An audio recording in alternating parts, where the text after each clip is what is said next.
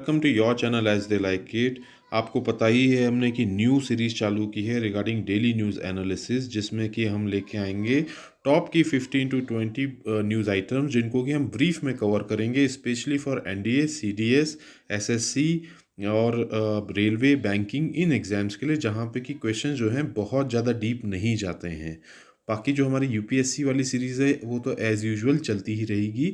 इसमें हम सिर्फ टॉप 15 या 10 टू 15 न्यूज़ आइटम्स लेंगे और बहुत ज़्यादा उनको एक्सप्लेन नहीं करेंगे, सिर्फ ब्रीफ में ही उनको बताएंगे। तो आइए स्टार्ट करते हैं आज की डेली न्यूज़ एनालिसिस। सबसे पहला न्यूज़ आइटम है नीट एग्जम्पशन बिल, जो कि हमने कल भी कवर किया था कि तमिलनाडु में क्या हो रहा है कि जो नीट का बिल है वो गवर्नर ने उसको अपनी असेंट नहीं दी थी। गवर्नर ने पहले उसको रिकंसिडरेशन के लिए भेजा था और उसके बाद अब पता चला है कि गवर्नर ने नीट एग्जम्पशन बिल को यूनियन होम मिनिस्ट्री में भेज दिया है ताकि उसको प्रेसिडेंट के पास भेजा जा सके फॉर हिज असेंट।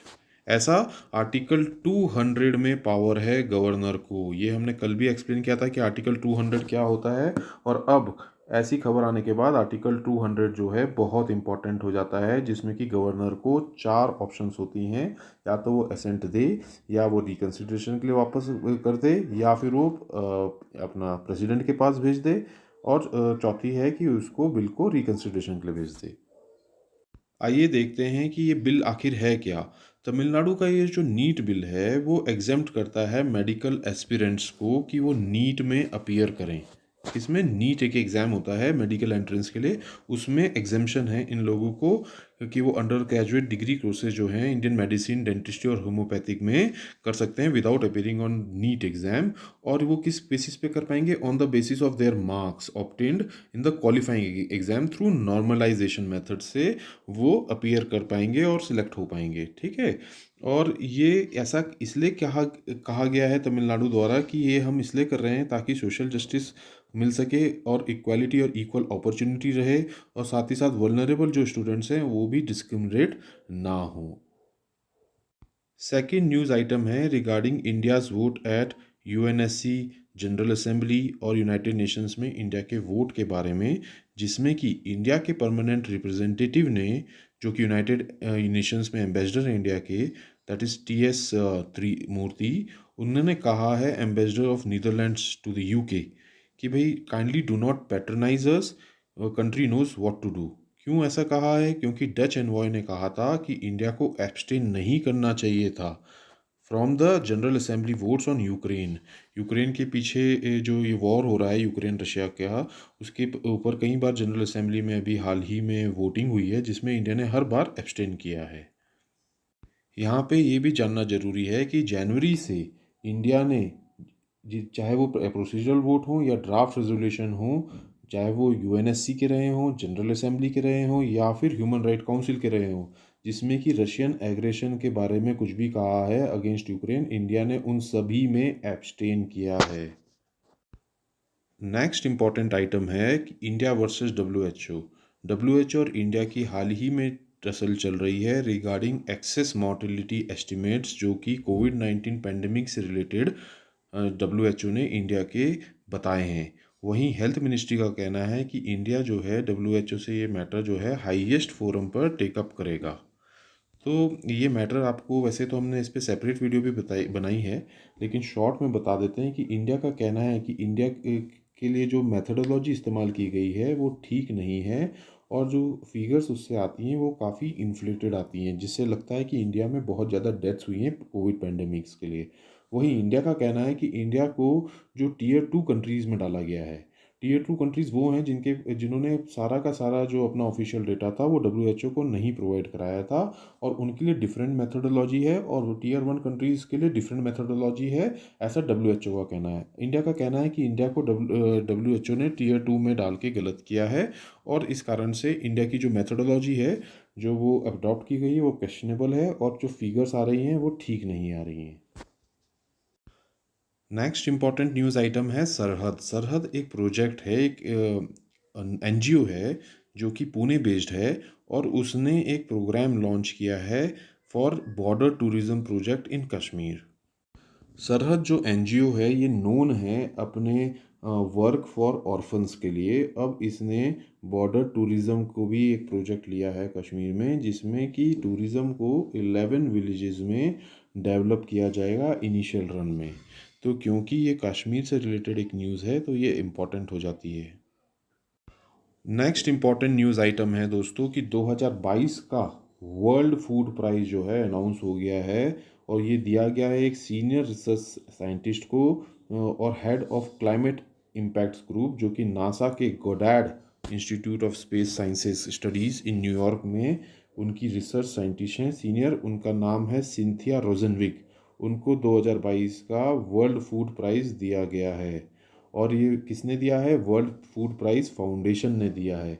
और किस लिए दिया गया है? क्योंकि उन्होंने वर्क किया है टू अंडरस्टैंड, जो उन्होंने रिसर्च की है to understand the relationship between climate and food systems. Climate और फूड सिस्टम्स के बीच में जो रिलेशनशिप के बारे में उन्होंने रिसर्च की है, उसी के लिए उनको ये अवार्ड दिया है।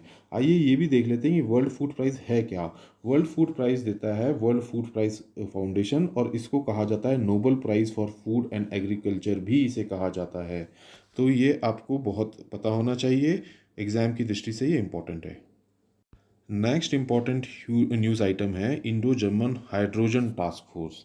तो Union minister of power and new and renewable energy Shri R K Singh और German minister for economic affairs and climate change Robert Habeck ने एक वर्चुअली साइन किया है जॉइंट डेक्लेरेशन ऑफ इंटेंट। और उस वो डेक्लेरेशन किस लिए थी? Indo German hydrogen task force setup करने के लिए थी। नेक्स्ट न्यूज़ आइटम है रिगार्डिंग बैनिंग ऑफ जर्नलिस्ट बोरिया मजूमदार। बीसीसीआई ने बैन कर दिया है जर्नलिस्ट बोरिया मजूमदार को 2 साल के लिए, क्योंकि एक इंटरनल इंक्वायरी ने उनको गिल्टी पाया है, क्योंकि उन्होंने थ्रेटन और इंटिमिडेट किया था विकेट कीपर विद्यमान साहा को। नेक्स्ट इम्पॉर्टेंट न्यूज़ है रिगार्डिंग जीवाला। जीवाला क्या है? जीवाला एक लोन स्कीम है, याद रखिएगा ये इंपॉर्टेंट है। जीवाला एक लोन स्कीम है जो कि लॉन्च की है महाराष्ट्र डिपार्टमेंट ऑफ प्रिजन्स ने। और किसके लिए की है? फॉर इनमेट्स, जो जेल में कैदी रह रहे हैं उनके लिए लॉन्च की गई है। फर्स्ट ऑफ इट्स काइंड है, इंडिया में आज तक ऐसी स्कीम नहीं आई थी, जिसमें कि उन लोगों को लोन दिया जाएगा जो कि जेल में सज़ा काट रहे हैं अक्रॉस द महाराष्ट्र। और ये किसकी स्कीम है? डिपार्टमेंट ऑफ प्रिजन्स और ये महाराष्ट्र स्टेट कोऑपरेटिव बैंक, दो इसमें कोलैबोरेशन है, महाराष्ट्र स्टेट कोऑपरेटिव बैंक की और डिपार्टमेंट ऑफ प्रिजन्स की। और ये स्टार्ट की गई है पुणे की यरवड़ा जेल से, सेंट्रल जेल से, जहाँ पे कि गांधी जी भी एक बार रहे थे, आपको पता होगा। तो ये जो है, इससे ये क्रेडिट स्कीम है जो कि फर्स्ट ऑफ इट्स काइंड है इंडिया में रिगार्डिंग, जो कि जेल वाले कैदियों को दी जाएगी। आइए कुछ इस स्कीम के टर्म्स एंड कंडीशन के बारे में जान लेते हैं। जीवाला जो है उसका मतलब होता है अफेक्शन इन मराठी। ये जो है जेल के कैदियों के लिए है, उन कैदियों के लिए जो 3 साल से ज़्यादा की सज़ा काट रहे हैं। कितने साल से? 3 साल से ज़्यादा की। और इनिशियली इसमें 50K यानी 50,000 तक का लोन दिया जा सकेगा, और इंटरेस्ट रेट चार्ज किया जाएगा 7%। ठीक है। और इस इंटरेस्ट रेट से जो अर्निंग होगी बैंक को, उसमें से 1% जो है वो कंट्रीब्यूट की जाएगी प्रिजनर्स वेलफेयर फंड में। ठीक है। और इसके लिए कोई भी गारंटर या गारंटर जो चाहिए होता है, वो लोन के लिए, इस टाइप के लोन के लिए कोई भी गारंटर की ज़रूरत नहीं पड़ेगी। नेक्स्ट इंपॉर्टेंट न्यूज़ आइटम है regarding Delhi startup policy. Delhi के चीफ मिनिस्टर ने अनाउंस की है मई 6 को कि कैबिनेट ने पास कर दी है एम्बिशियस दिल्ली स्टार्टअप पॉलिसी, जिसकी वजह से दिल्ली को एक इंटरनेशनल स्टार्टअप हब की तरह बनाया जाना उनका उद्देश्य है। इस स्कीम में जो स्टार्टअप्स होंगे उसको गवर्नमेंट हेल्प करेगी, बहुत फाइनेंशियली भी, और उनको वैसे भी एड देगी, जैसे कि क्या फाइनेंशियली में जैसे 50% देगी, INR up to INR 5 lakh की पर एनम। साथ ही साथ उनको ग्रांट्स में, जैसे कि उन्होंने ट्रेडमार्क, कॉपीराइट, इंडस्ट्रियल डिज़ाइन में अप टू 1 लाख तक की। और ऐसे उनको बहुत सारी गवर्नमेंट जो है फाइनेंशियल एड देगी इसको दिल्ली स्टार्टअप पॉलिसी में।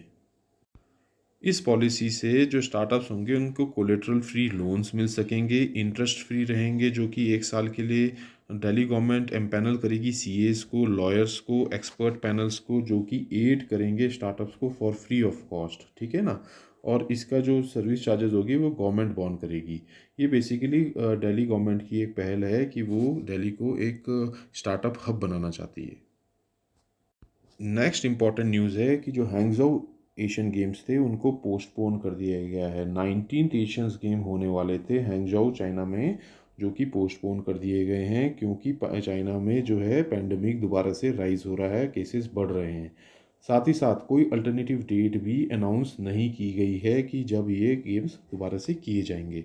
हालांकि इस डिसीजन से सबसे ज़्यादा इम्पैक्ट जो है ना वो पड़ेगा उन लोगों एथलीट्स को जो कि पेरिस ओलंपिक क्वालिफिकेशन सिस्टम के लिए सोच रहे थे। क्योंकि क्या होता है, क्योंकि कुछ ऐसे गेम्स हैं जैसे कि हॉकी, उसमें अगर क्या है कि एशियन गेम्स के अगर गोल्ड मेडलिस्ट रहे कोई कंट्री तो उसको डायरेक्ट बर्थ मिलती है, मतलब उसको कोई क्वालिफिकेशन में नहीं जाना पड़ता है, डायरेक्ट बर्थ मिलती है नेक्स्ट ओलंपिक्स में।